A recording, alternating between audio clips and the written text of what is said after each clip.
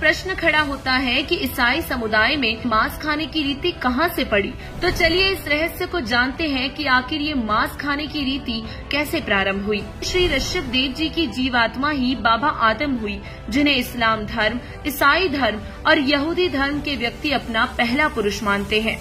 बाबा आदम व उनकी पत्नी हव्वा के सहयोग से 2 पुत्र उत्पन्न हुए, जिनमें से एक का नाम काइन तथा दूसरे का नाम हाबिल रखा गया। काइन खेती करता था और हाबिल भेड़ बकरियां चराया करता था। काइन कुछ धूर्त था, परंतु हाबिल ईश्वर पर विश्वास करने वाला था। काइन ने अपनी फसल का कुछ अंश प्रभु को भेंट किया, प्रभु ने अस्वीकार कर दिया। फिर हाबिल ने अपने भेड़ के पहले मेमने को प्रभु को भेंट किया, प्रभु ने स्वीकार किया। अब सोचने की बात ये है कि यदि बाबा आदम में प्रभु बोल रहा होता तो कहता कि बेटा हाबिल, मैं तेरे से प्रसन्न हूँ। आपने जो मेमना भेंट किया है यह आपकी प्रभु के प्रति श्रद्धा का प्रतीक है।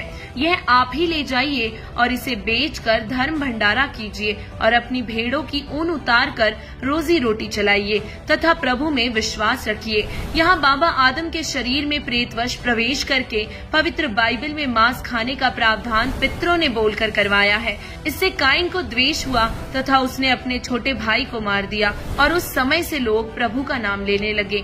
अब यहाँ पर सोचने की बात ये है कि जहाँ से पवित्र ईसाई धर्म की शुरुआत हुई, वहीं से मार काट, लोभ और लालच, द्वेष परिपूर्ण है।